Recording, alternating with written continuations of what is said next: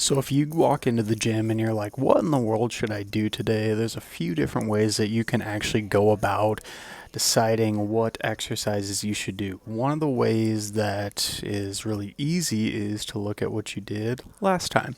If you hit legs and you did some deadlifts and worked your hamstrings, and maybe you did some squats too, worked your quads, worked your glutes a little bit, it would make sense that maybe we do some more upper body stuff, right?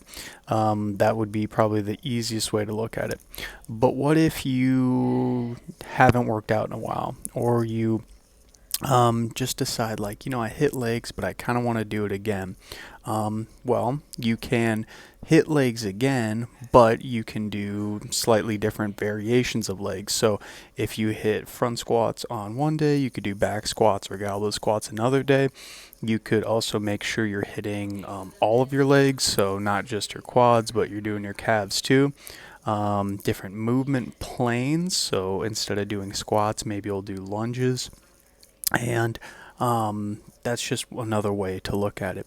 I think the most important thing with all of this, though, is to start to get to a point where you do have sort of a program, so you're not going in and doing just YOLO every single time, because that can get a slippery slope where you look back at your week and you're like, oh shoot, I literally just did upper body 3 straight times in 3 days, and I haven't done any lower body at all.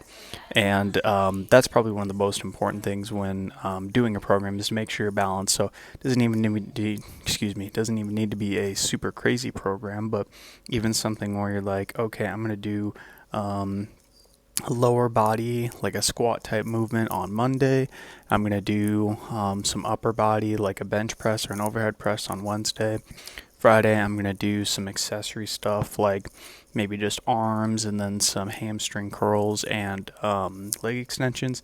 That could be a super simple and easy workout. Just make sure it's balanced, upper body, lower body, and also balanced in the push-pull muscles. So you want to be doing rows and stuff with your upper body, where you're pulling stuff closer to your body, as well as pushing stuff away from your body, in addition to lower body. A lower body push would be like a squat, while a lower body pull will be something like a deadlift. So make sure it's balanced. Make sure it's balanced in the upper body and lower body realm, and also in the push-pull realm.